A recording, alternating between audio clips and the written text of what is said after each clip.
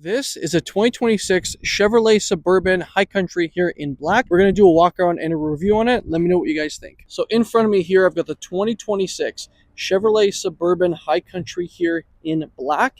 And from a design point of view, I think Chevrolet has knocked it out of the park with this SUV. So we'll start here at the front. We've got these LED daytime running lights with LED lights. As we carry over into the center here at the front of the Suburban, we've got the blacked out bow tie in the center. Below that, we've got a camera to encompass your full 360 camera. We've got a chrome grille, as we can see. Now down below on the bumper, we've got your parking sensors. And then we also have your fog lights. Now, one thing they did here on the bumper are these side vents, which I think look really cool. But overall, at the front, I think they've done a great job with the design element to this SUV. So that's it here at the front. Let's take a look underneath the hood and go over the engine of choice. So underneath the hood here of this Chevy Suburban High Country, we've got the 6.2 liter V8 producing 420 horsepower and 460 pound-feet of torque mated to the 10-speed. Now, if you are not interested in this particular engine option, because I do know that they had their issues, you can opt for the 3-liter Duramax diesel. So that is it underneath the High Country here. Let's take a look around the Suburban and go over its options. All right, so let's take a look around the Chevy Suburban, and we'll start with these massive 24-inch wheels. So we are sitting on a Bridgestone tire, and the tire size here is 285/40 R24, so a 24-inch wheel now. We've got a brushed aluminum face with some black inserts, carpeted liner inside the fender, and this vehicle does sit on air suspension. Now on the side of the fender here, we can see we've got the High Country logo, blacked out mirror cap here with a light here and a camera also underneath. Then here is a side profile view of the Chevy Suburban. So you're going to get about a foot more of room compared to the Tahoe. We can see we got the Suburban name there, and then some more chrome around the windowsills. Now you're going to get keyless entry on all 4 doors, and this does have that power running board. Now we'll take a look here on the passenger side. As we open it up, you saw the running board come out, and then this is what the interior looks like on the Suburban. We'll start here with the door panel. You're going to get all black leather here with some brown stitching, and you get some perforation here, some wood trim here with some brown stitching at the top. Lock and unlock here with your window control and Bose speaker. No memory seating here, unfortunately. We've got your High Country there on the door sill, and then here is what that seat looks like. And as you can see, you've got some brown perforation. You've got High Country stitched in the headrest, and then you also got your seat adjustments there. And then here's also a look at the dash from a passenger standpoint. You're going to get the High Country name there with some wood trim. You've got that lower glove box area here with some more storage. And then as you can see, there's some more brown stitching here. From a passenger standpoint, I think it looks really good. You've got a handle here to help you get in. And this does have that full panoramic moonroof. And then here's a look at what the back looks like. So you're going to get this massive door panel, which opens almost 90 degrees. So if you're going to need to get bigger things in the back here, it's nice that the door panel opens a decent amount. Now here is what the door panel looks like. So wood trim, all soft touch here, lock and unlock here, window control, and then here's your Bose speaker with some cubby compartments down below. You've got High Country there on the door sill. And then this is what that seat looks like. So nice, soft, and plush. You've got your seat adjustments here, which I'll show you how to use in just a moment. You've got an armrest here. And this one does come with the screens in the back with HDMI ports and USB-Cs with a 120. You've got your climate control functions back here with your cup holders. And then here's a glimpse of what that moonroof looks like. You're going to get lights at the top here with vents. Now, I will show you how I would get in here as someone who's about 5'10", 5'11". All right, so hopping inside here, very, very easy. I like the fact that the running board comes down a decent amount to help you get in. You've got your handle here, and I've got a decent amount of room back here. Here are your seat adjustments here. So this will help you move it back or forward, which is nice. And then this is your recliner. So you can recline it. This will also tilt the seat up, which I'll show you. You've got your climate control here. So heated seats only back here. I like the armrest as well. But overall, it looks and feels really good. The seat's pretty plush. And then here is how you would push the seat down. So this here, you push it twice. So the seat will fold.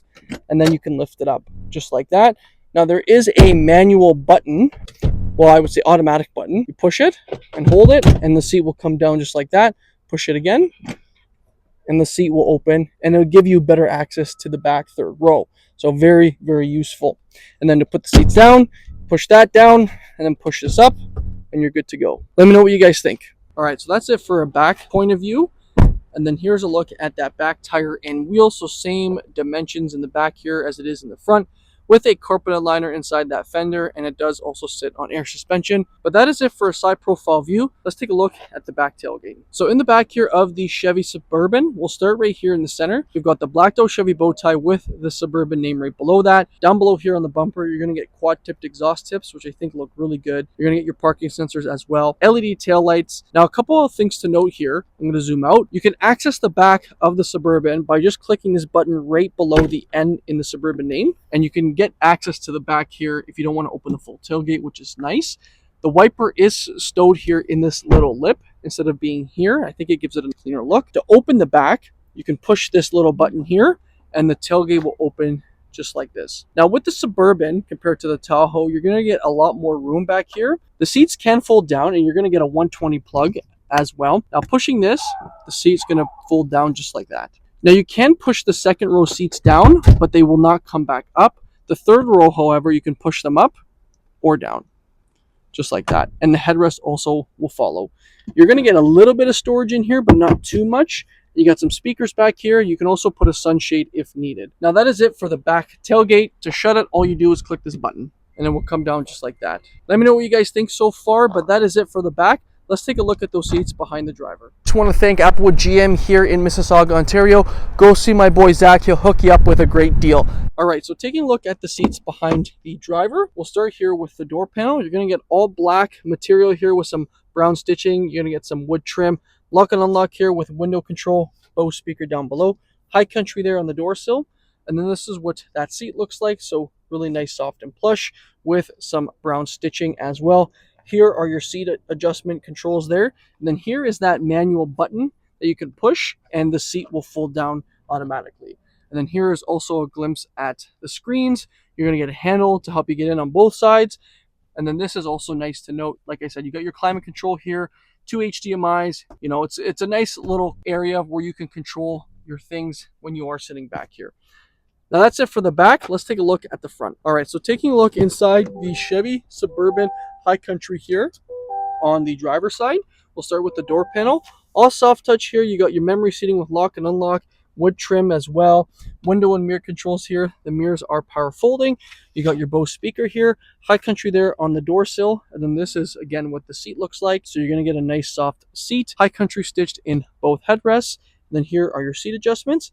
Now on the side of the steering wheel, you're going to get your 4x4 setting controls with your light controls, with your trailer brake controller and parking brake. That's it before we hop in, guys. Let's go over inside. So we are inside the Chevy Suburban High Country. We'll start with the steering wheel. It's a leather wrapped steering wheel, as we can see, with Super Cruise here at the top. And you can control that via this button here. You do have your cruise control settings here. And if you don't want to use Super Cruise, you can activate just adaptive cruise control with your forward collision alert. Now behind the steering wheel, you're going to get your paddles also if you want to put it in like a sport mode, if you want to use the paddles. I mean, that's just going to depend obviously on the driver. On the right side here at the front, we've got a heated steering wheel button. This here will control your front menu. So you can cycle through the different menu options. You can even have your maps here, which I think is really cool. You can control also your voice command and your audio as well. Now, a couple things to note is it does come with a heads-up display, as you can see right there, but it is controlled via the screen, which is a little crappy. I wish they had the buttons like in the trucks over on the side, but it is what it is. The steering wheel also is telescopic. Now, behind the steering wheel, we've got your toggle for your wipers, and then this here is your transmission select. Over here on the left side, you've got your 360 camera button, parking sensors. You've got your auto stop start. Here's your lane keeping assist, traction control, hill descent control, and this vehicle will park itself. Now, on top of the dash, you'll notice this is for your heads-up display. It takes up a lot of space. I gotta be honest, right in front of you. I'm not too sure why. It's probably because of the 15-inch heads-up display, which you can change the infotainment in the front, but I gotta say it is pretty big. But nonetheless, it is soft touch here. You got a speaker there, and then speaker over on this side and also on that side. It looks really good. I like the layout of the dash. You've got that nice wood trim piece there, and then also carries over onto the driver's side. Now this is what the display screen looks like. I like the fact that it's tilted towards the driver, and then you also have your volume control knob there. Now it's very easy to use. All you do is slide towards wherever you want to go, and then you push the button. So for example, we'll hit camera. You got a lot of different camera angles. You can go standard, to the front, back, overhead, side camera views. You can do a hitch view too when you are backing up to a hitch. And the responsiveness is very quick. You've got your settings. Like I said, it will park itself. You have to control the climate though in the screen, which I wish they gave you buttons. You do have these little knobs here to control your temperature and then control your fans, but nonetheless, you have to go into the screen. If you are at the home screen, you do have hotkeys down below here to control your climate. You've got heat and ventilated seats. You can separate the screen into, your maps, your audio and whatnot. And then if you want to just get to whatever you want to get to, here are more hotkeys at the top. It does have built-in Wi-Fi as well, which you can pay via OnStar. Now, down below here, you do have your wireless charging pad with a USB-C plug. And this does not close. This is all exposed. You've got your cup holders here. And then you've got some more brushed aluminum pieces there. And as we carry over into the center console area, it's got a nice soft padding here with some brown stitching. And then as we open it up, you can tell there's not much storage in here, right? Fair enough. This moves back. So you can actually push this button here, and this center console will move back, which gives you better storage, and it also gives access more to the back row. So here's the storage, but you can also have another storage cubby in here too. So really, really cool that they did that. And that's just controlled via this button here. Another cool thing that they did is you can actually put up and down the third row seats. So for example, we push this button and the third row seat will come down, or we can have it go back up.